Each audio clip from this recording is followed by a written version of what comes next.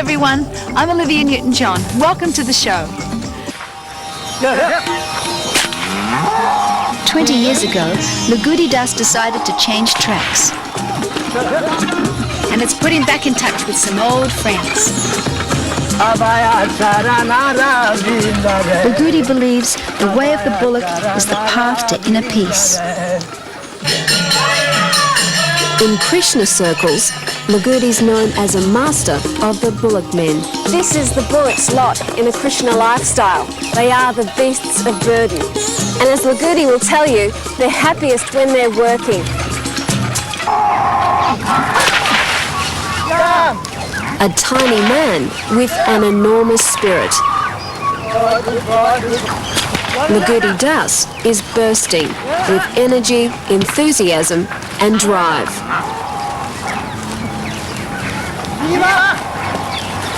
I have a tendency to be very active. As a young boy, I used to ride horses all day, play, run athletic for 20 miles a day. Lagudi's barely 1.5 meters tall, just on 5 feet. But to these lumbering giants, he's a man of stature. This is Govinda. Good boy, Govinda.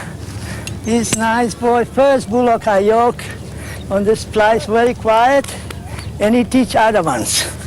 First I yoke everybody with him. He's not too big, not too small, he's strong. Lagudi follows the path of Krishna.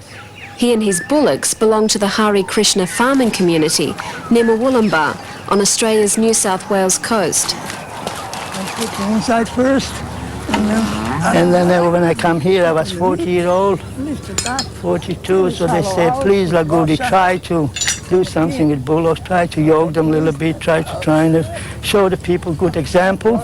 Okay, good boy. His example was so good, it earned him a global reputation. In Krishna circles, Lagudi is known as a master of the Bullock Men. But then he's always had a trainer's touch.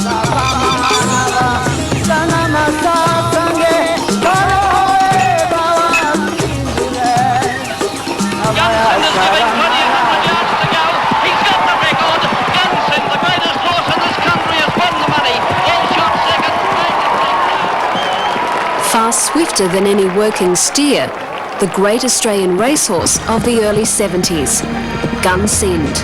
But here's Gunsind going out after the insetter. It's right in front. Gunsind in, getting at it. Bigfoot zooming home down the outside. Gunsind's on cast. Gunsind got up and won right in second. By the champion's side was an immigrant strapper, a Croatian named Andre Tadrik. Andre was working for his trainer's ticket when he got a little too close to one of Gunsind's stablemates.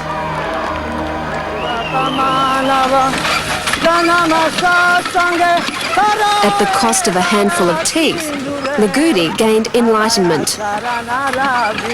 He abandoned the sport of kings for the life of a peasant, tending a sacred animal.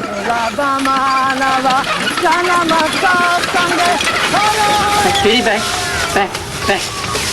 On a neighbouring patch, a younger devotee has also spent years turning cattle into workers.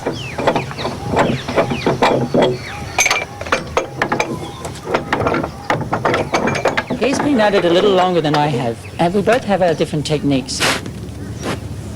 And I owe a lot to Lagudi. But still we're individuals and we have our different ways of doing things.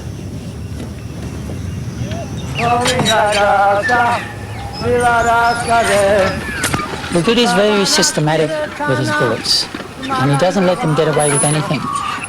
So he has a more sort of stern way of dealing with the bullocks, and that's needed.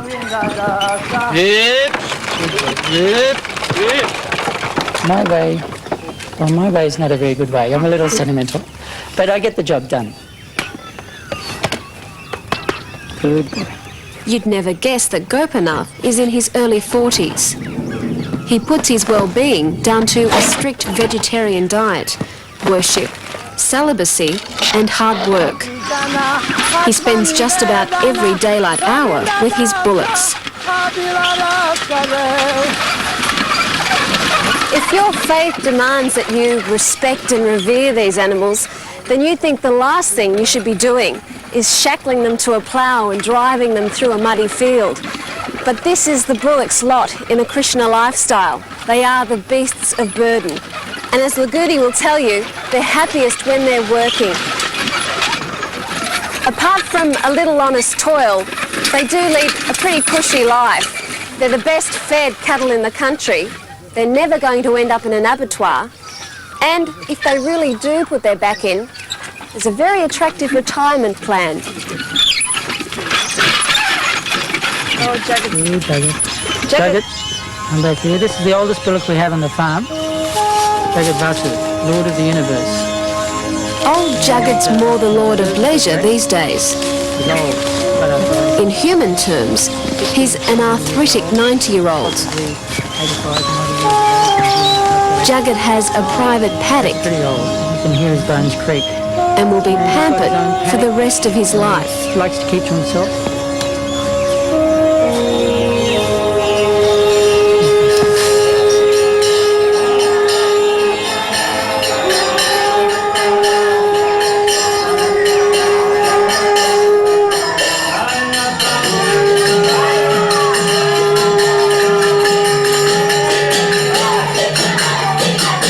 For the Haris and their religious cousins in India, the Hindu, the bullock's as relevant today as ever.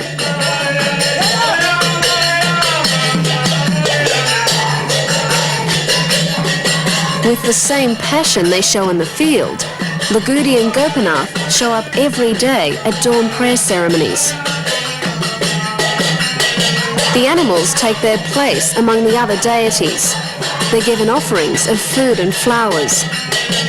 Here, the importance of cattle reaches everyone. Few,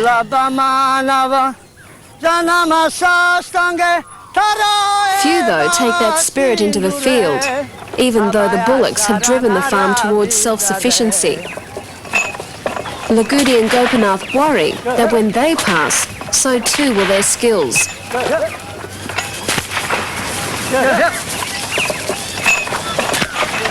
We don't expect everyone to get enthusiastic and involved in it.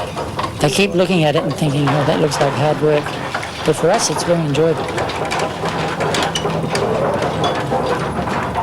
As time goes on, people are realizing more and more that sustainable agriculture is not a fact, cannot happen without the use of animals. And out of all the animals, the bull and the cow are the most valuable in human society. Hare Krishna, Hare Krishna.